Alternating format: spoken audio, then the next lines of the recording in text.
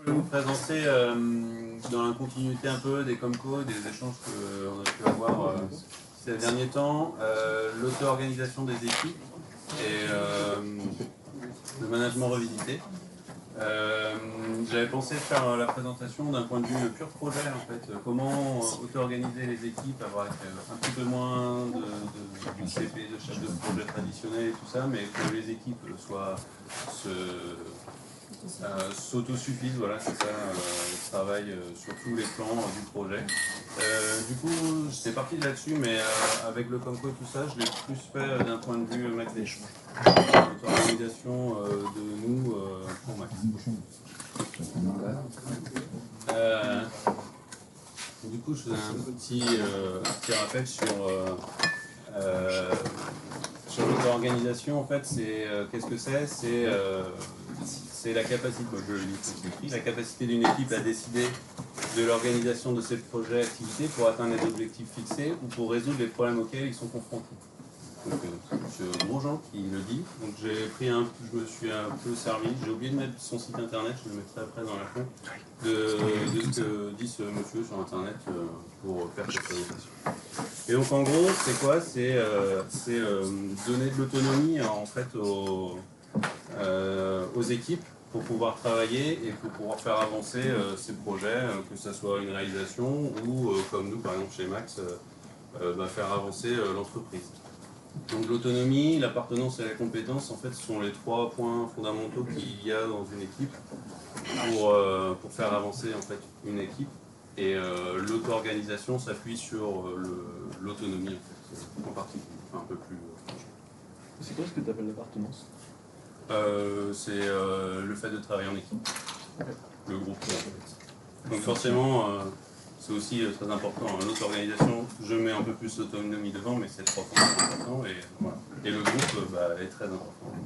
Le collectif. Le collectif, exactement. Donc ça va bien avec Max. Ouais, alors ça, c'était une blague que j'avais écrite avant le Comco. Je l'ai dit au Comco. Donc c'est pas nouveau comme organisation. Monsieur Demarol le dit souvent, en fait, c'est la pyramide inversée, tout le monde participe. Ce qui est une connerie, en fait, ce que je dis depuis le début, c'est une connerie. Non, pas du tout. La pyramide est juste pas inversée, elle est aplatie, quoi. Oui, parce que sinon, c'est ça. Et c'est pas nouveau parce que, comme le disait Mathieu dans son talk le mois dernier, des grands groupes comme Toyota, Valeo, Netflix, maintenant Google sont comment dire, ont entrepris ce changement et entrepris d'organiser leurs équipes de cette façon. Et ça montre en fait, c'est les méthodes agiles qui sont utilisées pour le réaliser. Mais pourtant, c'est quelque chose qu'on ne voit pas forcément tous les jours. On le voit à travers les projets agiles qui se développent plus, mais en termes d'entreprise, on reste quand même sur des modèles très basiques des années 70 et 80. Enfin, je ne vais pas refaire ce que j'ai expliqué, mais avant. Voilà.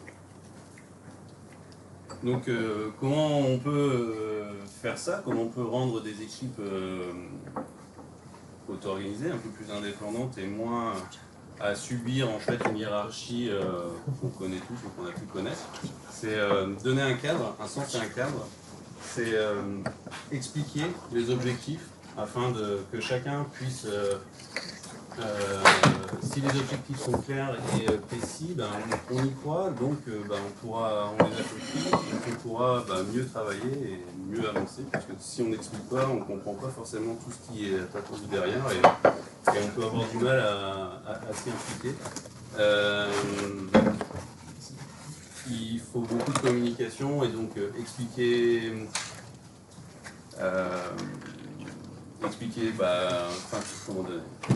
donner un sens et un cadre, c'est aussi avoir des managers qui puissent nous recadrer justement pour revenir vers les objectifs qui sont attendus. Et c'est ce que j'appelle, ce qu'on appelle le servant leadership en fait, c'est du soutien de ces managers, des managers qui sont au service des équipes et non en manager, on va dire, traditionnels qui sont là juste pour dire tu le fais et je t'attends en février, me dirait monsieur Gouin. Et non, c'est avoir des managers qui sont à l'écoute des problèmes et qui puissent aider à prendre les décisions à l'équipe, et qui sont là quand on a besoin d'eux. Et avoir des retours des retours et des analyses. Alors c'est un petit truc là, c'est les merci, c'est gratuit, mais pour beaucoup ça coûte très cher en fait. Donc c'est vraiment quelque chose qui est important à mon sens pour qu'une équipe puisse fonctionner, c'est savoir dire quand c'est bien. Mais c'est aussi de le dire quand on aurait pu mieux faire ou faire différemment, parce que souvent on dit c'est trop tard. Voilà, vous avez fait les mauvais choix, vous êtes mal orienté. Mais justement, nos managers, ils sont là pour nous aider à revenir vers les objectifs quand des fois le groupe peut s'éloigner parce que les idées fusent et on part sur autre chose. Donc voilà. Donc comment on y arrive, c'est grâce à ça, un sens, un cadre, du soutien et du retour en fait, que ce soit positif ou négatif, parce que c'est aussi dans la partie négative qu'on apprend et qu'on peut se corriger.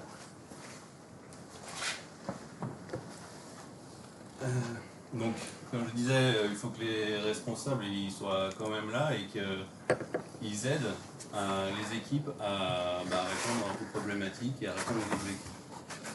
Donc c'est un manager agile que je ne connais pas, qui n'était pas cité, mais en tout cas je trouvais que ça représentait bien, c'est challenger sans contrôler, soutenir sans commander, être là quand il faut, voilà ce qu'ils attendent de moi, tant que ça marche, ça me va.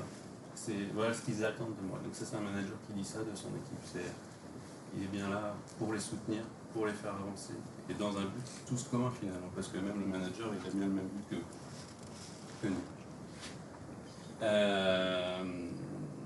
Donc pour ça il y a quelques conditions qui sont aussi nécessaires. Il y a un problème complexe à résoudre, en fait c'est surtout un objectif en fait.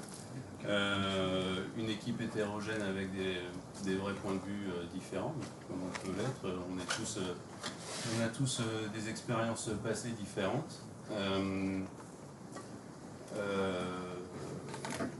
Donc des managers qui donnent à l'équipe les moyens de s'organiser, c'est-à-dire donner de la confiance, donner les moyens de travailler, les moyens nécessaires à avancer, de la formation, de plein de choses différentes.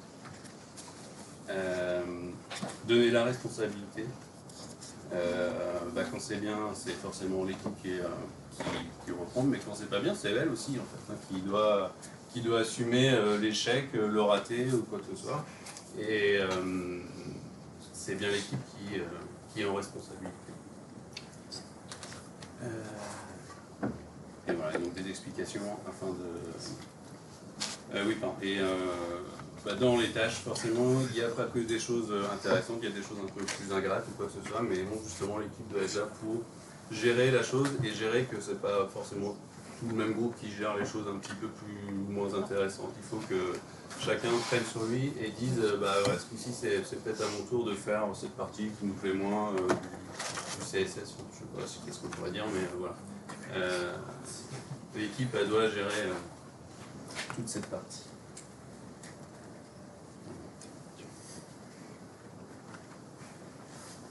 Alors donc pour finir, est-ce que c'est la solution? Je pense que c'est une solution parmi d'autres, mais en tout cas on se rend compte que le modèle un petit peu actuel de management ou de façon de faire, il commence aussi à avoir vraiment ses limites. On sent bien que même si on parle un petit peu société, il y a beaucoup dans la société française, on est peut-être un peu aigri, un peu... on a pas mal de difficultés en ce moment. Peut-être que l'auto-organisation des équipes, le fait de donner des responsabilités aux gens, le fait de faire confiance aux gens, de se parler un peu plus, ça permettrait en fait d'avoir plus de valeur, des résultats plus durables et donc d'un point de vue du travail, avoir des gens plus épanouis en fait. Et forcément 42 parce qu'à la fin il y a toujours 42. Et peut-être que ça il faudra le mettre dans les PowerPoint à la fin, enfin dans les phrases max. Pour conclure, on finit toujours avec un 42. Donc voilà, c'était juste vous donner, parler de l'auto-organisation des équipes. C'est quelque chose qui est demandé par Anthony et Mathieu ici au sein de MacDS. Et à mon sens, ils nous donnent ce cadre, que j'ai un peu évoqué. Et à nous maintenant de le saisir à travers Max et puis peut-être dans les futurs projets qui arriveront ici aussi, quand on lancera des appels d'offres et qu'on les gagnera, il y aura des projets à faire. Est-ce qu'on ne pourra pas mettre en place une organisation un petit peu différente aussi à ce niveau-là pour nous aider à gagner des appels d'offres et montrer que Max est différent à tous les points de vue. Tu as pris un peu de hauteur sur la fin là, dans ta presse, et Ouais. c'est très bien. Moi je vais même plus loin que ça. Aujourd'hui, ce qu'on vous propose de vivre, c'est des choses qui sont en fait très simples et c'est du bon sens. Mais le bon sens, finalement, on s'en éloigne toujours dans les entreprises, avec les couches hiérarchiques, avec les responsabilités, avec la pression, avec les crises et tout ce qu'on a vécu. Mais c'est aussi indispensable que les cultures d'entreprise changent, parce que c'est pas que pour l'efficacité dans le travail, c'est pour le bien-être des gens au travail. Quand on voit dans les boîtes le nombre de mecs qui sont limite burn-out, qui sont utilisés, pressurisés, non respectés, il y a dans toutes les boîtes des bons managers, mais il y a aussi des gens qui sont, sans s'en rendre compte, très mauvais et très dangereux pour l'atteinte à l'intégrité des personnes, quoi. Enfin, les gens sont maltraités dans les boîtes et les managers s'en rendent même pas compte. Donc parler de ça, nous on veut le vivre comme ça et c'est très bien, on va l'imposer à personne. N'empêche qu'en parler autour de nous, et sans que ce soit que pour nous, c'est bon pour les boîtes, parce qu'il y a des gens qui souffrent dans plein de boîtes. Et souvent, les gens qui souffrent s'en rendent pas compte. Les gens qui font souffrir s'en rendent pas compte non plus. Donc il faut ouvrir un peu les esprits et revenir à des choses simples. Hein.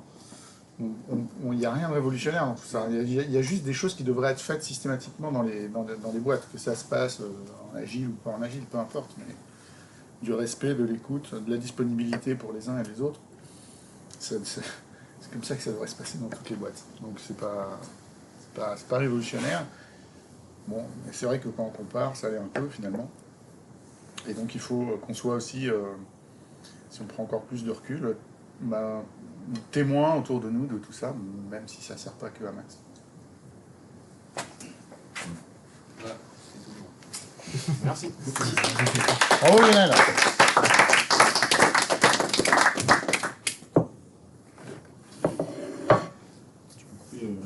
Très synthétique, très bien.